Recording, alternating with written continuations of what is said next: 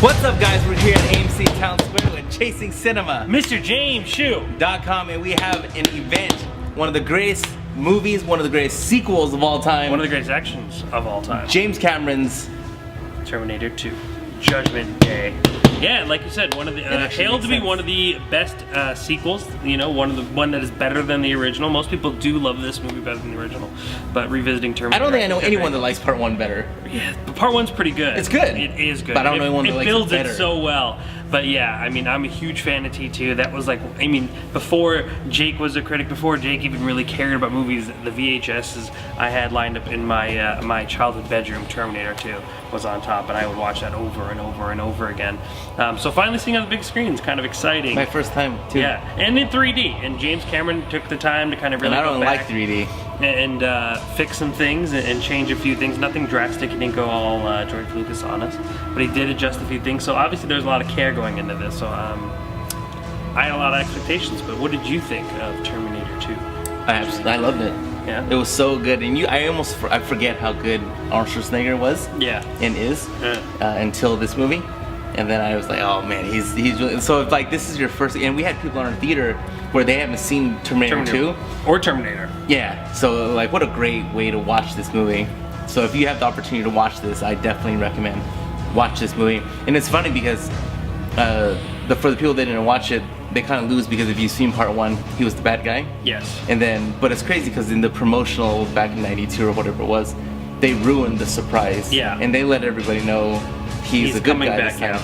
But it's like, if you get to watch this movie, even in your home theater or whatever, and you see Part 1 and you haven't seen Part 2, and then all of a sudden now you see the horrible all villain. the way up until the Rose scene. Yeah, the like, most villainous. Yeah, in that moment where he drops that, and that's a great scene. All the way up to that point, you think he's still the bad guy, yeah. And it's like the switch that they do on you. But I mean, the entire, I mean, even the first, like, I mean, I know we're not supposed to be talking about the first one, but even the first one and just where we end up and where we're going, like, I mean, if you watch, like, everyone now knows that Arnold is the Terminator and Terminator is a good guy. Like, people who haven't seen the movies, like you said, they just know he's the good one. Yeah, no one thinks he's bad. If you didn't know that and you watched the first Terminator fresh and new, like, that is such an awesome thing. Did you see Part 1 first?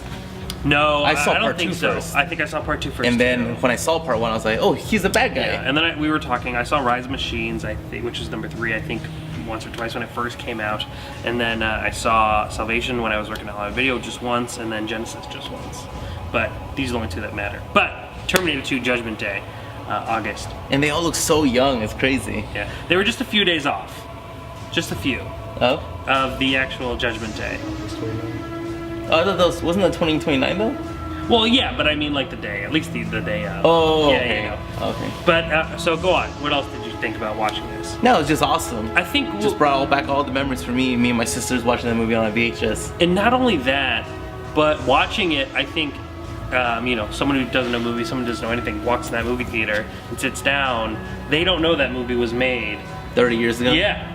I mean, it really does hold up well. Sure, it has its few moments where people would be irked because they use more nuclear part, effects. you could tell when she's like, even before the buildings blown up. Yeah. Like, oh, those look like cardboard. Didn't they, kid? Those look bad. Those actually didn't look good. And the toys and the toy cars and stuff. But I mean, even that, like, you know, it becomes a point where practical is a little bit more acceptable, where CGI sometimes seems too fake, so it takes you out of it. Like, but all the T-1000s CG look great. Oh man, when he you know, the few times where he has to get through a tight space. Helicopter. Yeah, the helicopter. Oh, and elevator. And let me say something. Like, as much as I've seen this movie and I could just think of so many parts, the one part that stood out to me this time around is that helicopter chase, which, like, I knew of, but watching it, some of the stunts that they do, which subtle, but like that helicopter under the bridge part or under that little telepath, dangerous as hell. Yeah, dangerous as hell. Practical, all done. I mean, it was really impressive. I mean, granted, there is so much good about this sci-fi action movie, but you really can see.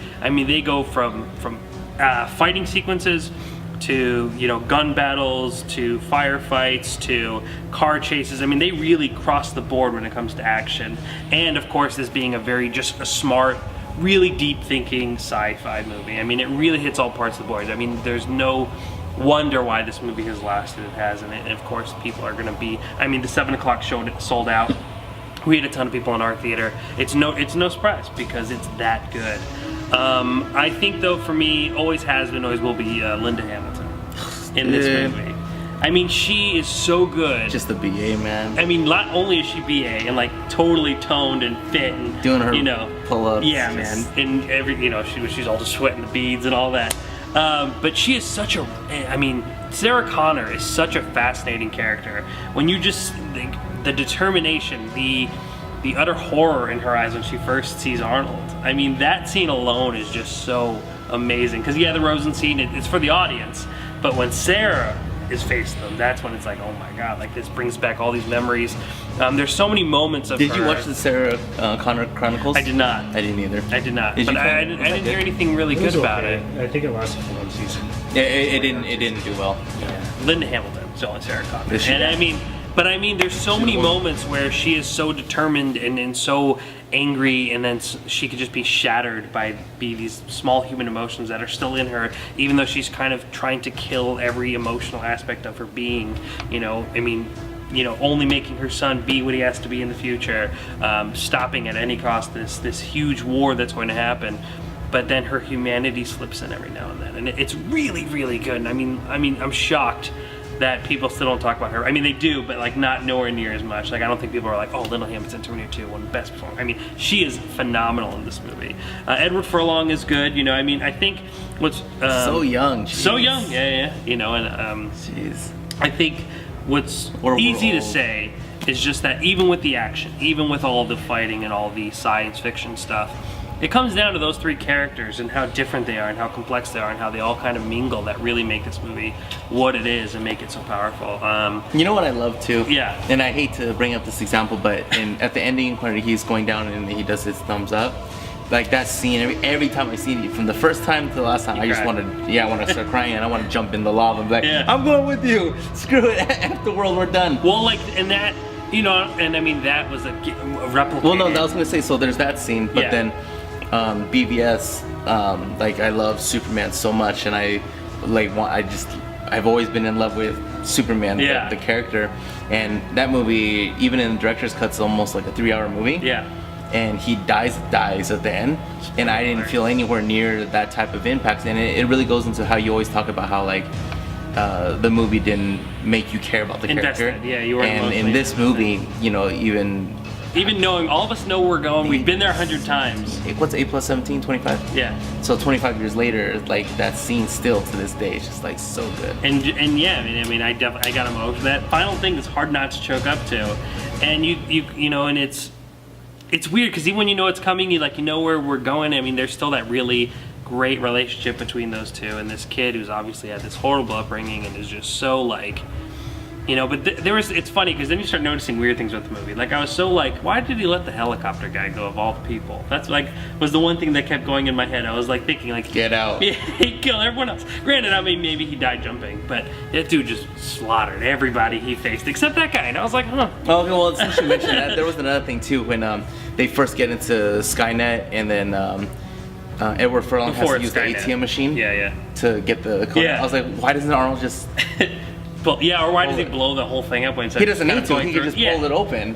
And I was thinking, why? But then I was like, if a card doesn't work, why would a code make any difference? It wouldn't. Yeah, but that's because the whole thing's supposed to be locked out. But even that, it's entertaining as hell. But I didn't even care. But I was wondering why he let the helicopter guy go.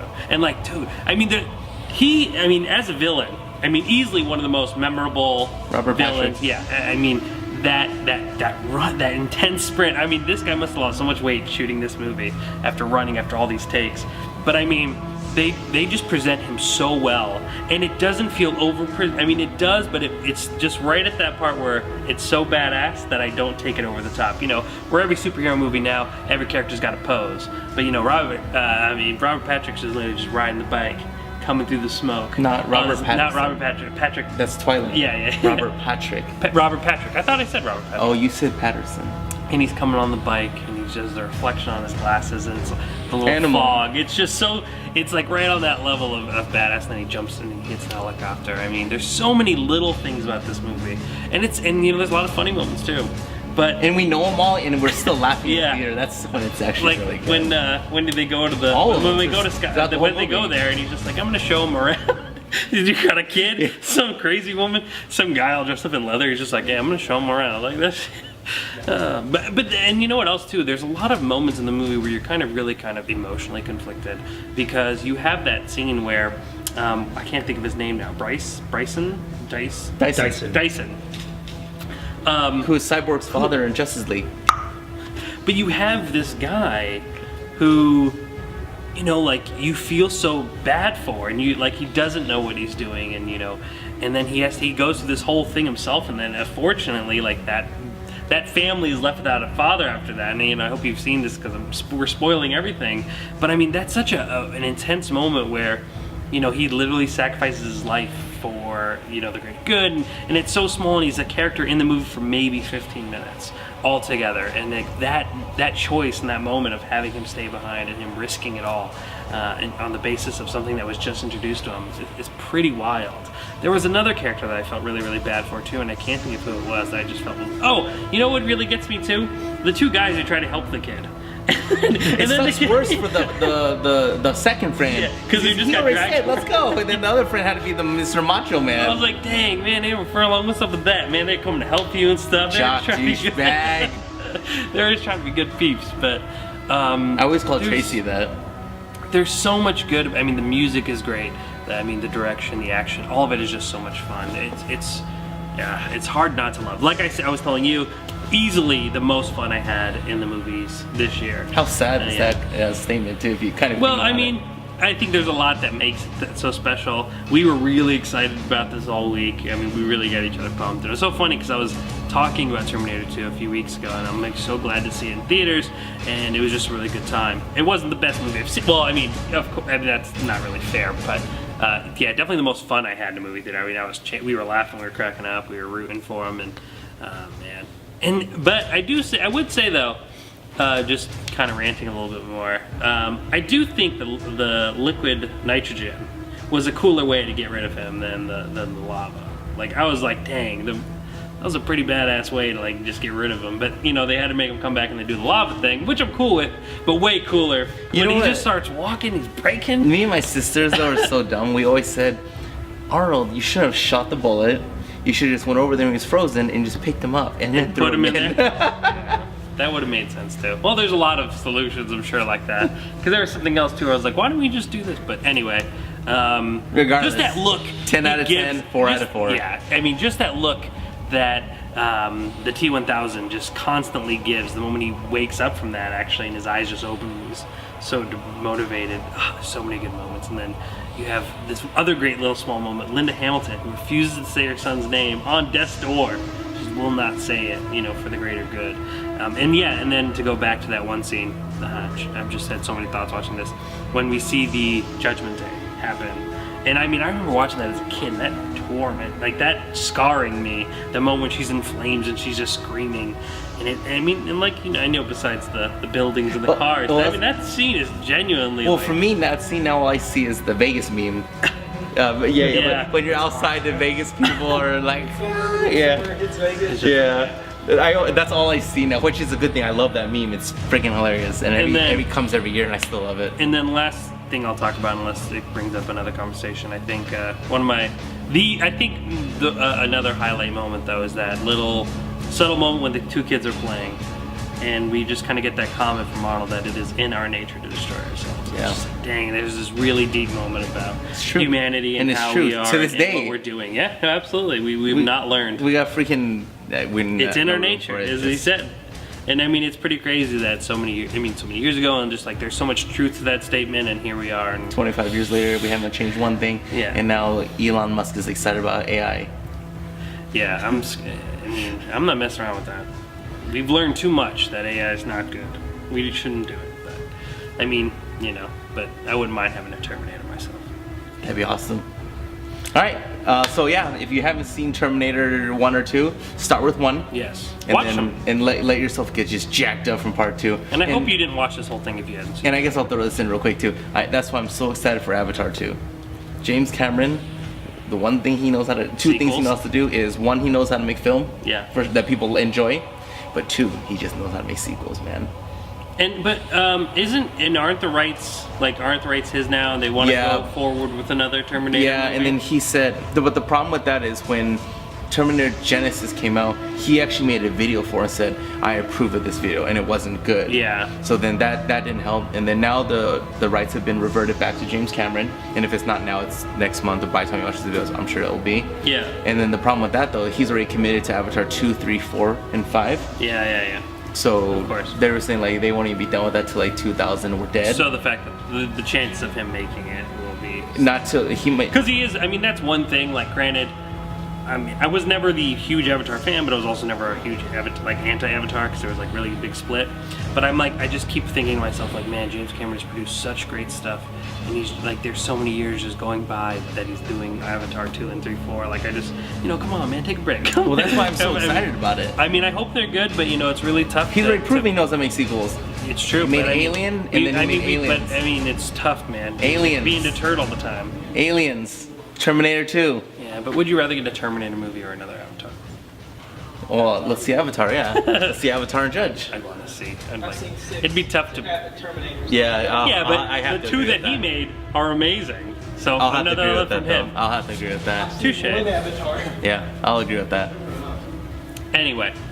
What's next week, do you know? Yeah, there is It's crap, absolutely isn't it? nothing next week. So Do we have a movie at all? I don't know if anything's opening here next week. So it'll be interesting. But There then- is stuff coming out, but most of that's not opening up in our. But then again, I Most didn't of even it's not think, opening I in didn't the even market. think that I didn't even know we were watching Terminator today. Up Yeah. until like Monday or whenever you told me. Yeah, I thought we were so- watching the Bruce Lee movie. Yeah, and I don't think much is opening in the market next week. But you never know. We might do something fun next week. Just keep in touch. You never know. Me and Follow Shu might social. have a few tricks up our sleeve. You never know. We might surprise everyone, play something else. Like Mask of the... Oh, keep that down, on the down low. Alright guys, chasingcinema.com is known as... Film Lovers website.